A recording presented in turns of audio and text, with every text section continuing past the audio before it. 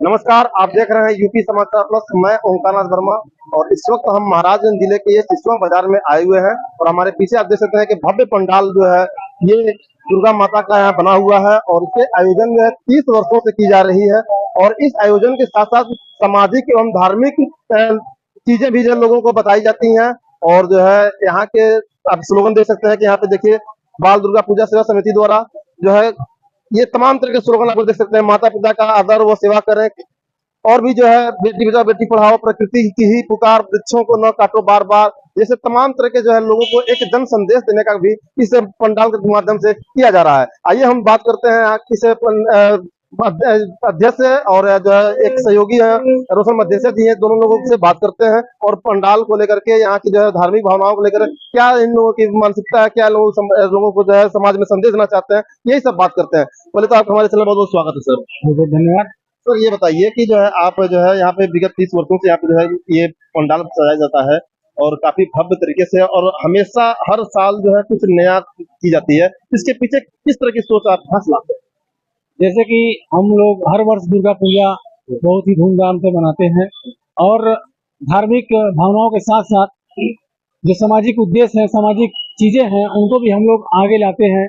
जैसे अभी हमारे छोटे भाई रोशन मदेसिया जी कई तरह के स्लोगन यहाँ पे तैयार कर किए हुए हैं, जैसे माता पिता का आदर और सेवा, क्योंकि जिस दिन आपके कारण माँ बाप की आंखों में आंसू आते हैं उस दिन आपका किया सारा धर्म व्यर्थ है। तो सबसे पहले माँ बाप की सेवा करिए, उनका अनादर कभी न करिए, ये चीज ध्यान रखिए, तभी आप किसी धार्मिक भावनाओं पर पूरे रूप से काम कर पाएंगे। रोशन जी हमारे साथ हैं, बहुत ही जो है ये प्रतिभाशाली व्यक्ति हैं और जो है अपने जो है शब्दों से जो है समाज की कुरीतियों पर जो है काफी कड़ा प्रहार भी करते हैं। कैसा लग रहा है सर आपको जो है? सबसे पहले आपका और आपके सभी दर्शकों का बहुत बहुत स्वागत। देखिए ये इसके पीछे जो हमारे अध्यक्ष जी का उद्देश्य है, हर वर्ष कलकत्ता और देश के बहुत सारे कोनों में जो आकर्षकता प्रदान की जाती है दशहरे को, उससे प्रभावित होकर अध्यक्ष जी हर वर्ष जो है ये सारा कुछ मूर्ति में जो चीजें आप देखे होंगे झांकियों में, वो सारी चीजें कलकत्ता से आती है और यहाँ आके वो असेंबल होती है। और इसके पीछे कहीं न कहीं कि माता जी के बड़े भक्त के रूप में गंगा सागर जायसवाल जी की जो हमारे अध्यक्ष है उनकी पहचान है।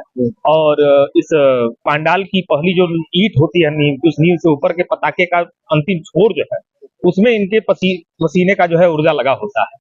तो इनका ये उद्देश्य रहता है। साथ ही इस विशेष उद्देश्य के साथ जब इस सुप्रसिद्ध और सांस्कृतिक रूप से समृद्ध सिसवा की मिट्टी, जब हमारे पूर्वजों ने जो हमको संस्कार दिया है, वो व्यापक रूप से दशहरे का बहुत भव्य आयोजन का हम लोगों को विरासत में ये संस्कार मिला है और उसी को हम लोग और आगे बढ़ाने का प्रयास करते हैं। अभी आपने देखा होगा कि 125 फीट ऊंचा महिष्मती 2 के प्रारूप का यह पांडाल है, उसके अंदर बहुत ही भव्य और अलौकिक दरबार में माता रानी सभी भक्तों के दर्शनार्थ विराजी है। उसके बाद दूसरा प्राकृतिक सौंदर्य के साथ प्राकृतिक महत्व को बताते हुए माँ काली का रक्तबीज का संहार करते हुए, कालिया मर्दन करते हुए भगवान श्री कृष्ण की अर्धनारेश्वर के रूप में भगवान शिव की प्रतिमा एक झांकी में है। दूसरी मंजिल पे आप तिरुपति बालाजी का दर्शन कर सकते हैं। ये तो हमारा धार्मिक प्रदर्शन है, लेकिन इस धार्मिक प्रदर्शन के साथ साथ, इस धार्मिक कार्यक्रम के साथ साथ सभी लोग दुर्गा पूजा उत्सव मनाते हैं। ये सिसवा की मिट्टी है, ये दुर्गा पूजा का महोत्सव मनाती है। और ये महोत्सव सामान्य महोत्सव नहीं है, सारे समिति, छोटे बड़े सारे समिति के लोग मिलके नेत्र दर्शन से विसर्जन तक का जो शानदार प्रदर्शन होता है, पूरे पूर्वांचल, पूरे प्रदेश, चाहे पड़ोसी राज्य बिहार हो, पड़ोसी राष्ट्र नेपाल हो, सभी को सिसवा की तरफ आने के लिए, खींचने के लिए विवश कर देता है। ये हम सभी का एक संयुक्त प्रदर्शन रहता है।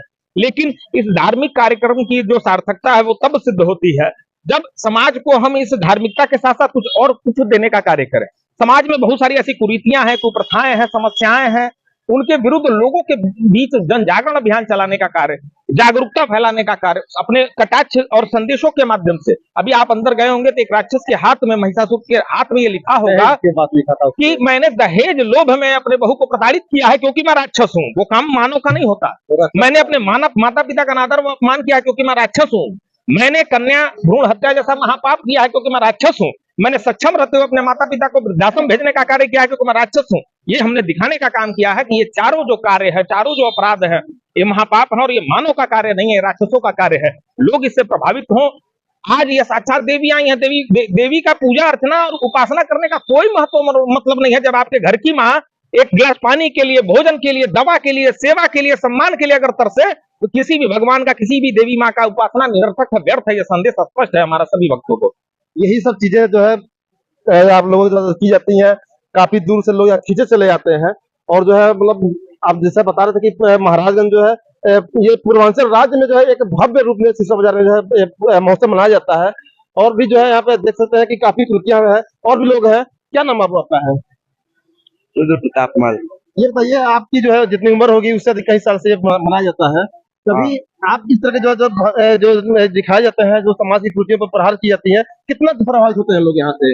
बहुत ही ज्यादा होते हैं और यहाँ पे बहुत ही भीड़ होती है, इसलिए यहाँ पे बहुत भव्य तरीके से मनाया जाता है दुर्गा पूजा।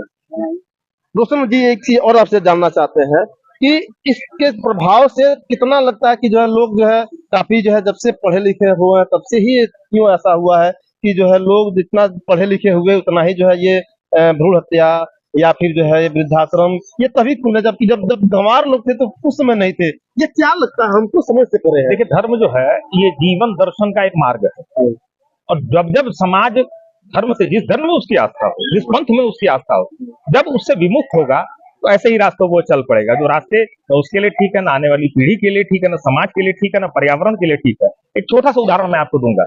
धार्मिकता से, सनातन की मैं बात करूं, धार्मिकता से पीपल के पेड़ को जोड़ा गया, बरगद के पेड़ को जोड़ा गया, नीम के पेड़ को जोड़ा गया, समाज के जल जीवों को जोड़ा गया, समाज सामान्य जीवों को जोड़ा गया। वराह रूप में भगवान विष्णु ने अवतार लिया, मत्स्य रूप में अवतार लिया, वामन रूप में अवतार लिया।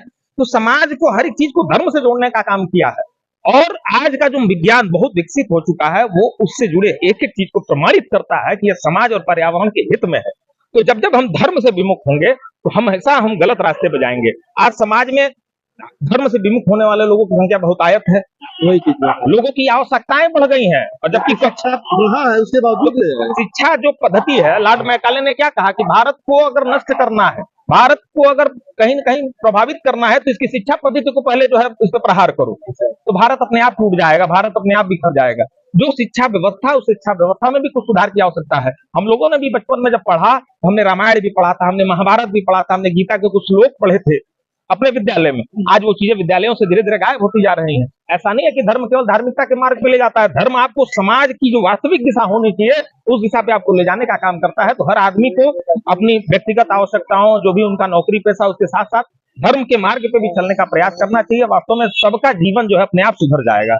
और ये विकृतियां जो समाज में आ रही हैं, कन्या भ्रूण हत्या, सोचिए किसी की बेटी जन्म लेती है तो उससे कितना स्नेह हो जाता है उनको, और जब गर्भ में उसी बेटी की हत्या की जाती है, सबसे बड़ी बात यह है कि जो उसी बेटी को जो नवरात्र में जो है लोग पूजा करते हैं, जो है उनकी जो पैर छूते हैं, लेकिन उसी की हत्या भी कर देते हैं। गर्भ में जो बेटी है, गर्भ में जो बेटी है वो जब गर्भ से बाहर आएगी, जन्म लेगी, विकसित होगी, बड़ी होगी, पता नहीं कौन सा स्थान प्राप्त करेगी, लेकिन गर्भ में ही जब उसकी हत्या होती है, कल्पना करिए छोटे छोटे टुकड़ों में काट के एक बेटी की गर्भ में हत्या की जाती है।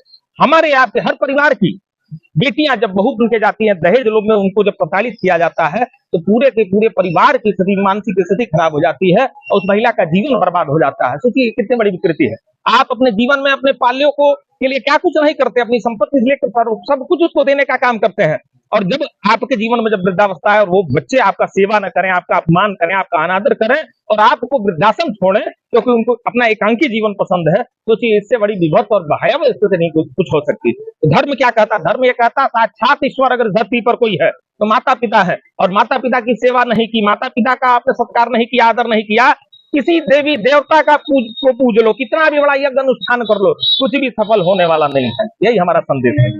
आप सुन रहे थे कि जो है रोशन जी जो है एक सामाजिक व्यक्ति है और जो है अपने जो है बातों से समाज पर कड़ा प्रहार करते हैं, कुरीतियों में कड़ा प्रहार करते हैं, और इसी के माध्यम से जो है आज अपने पंडाल के माध्यम से लोगों को एक संदेश देने का भी काम किया है। बाल दुर्गा पूजा सेवा समिति सिसवा बाजार की ये जो है ये समिति है, और इन्होंने दहेज प्रथा को लेकर के, भू हत्या को लेकर के, और वृक्षा जो रोपण, जो वृक्ष जो काटने का जो काम होता है, इस पर लेकर के जो है तरह तरह के संदेश देने का जो है काम किया है। और इस तरह के संदेश जो है कहीं न कहीं लोगों के जो है एक जागरूक करने का बहुत ही बड़ा कारगर साबित होगा।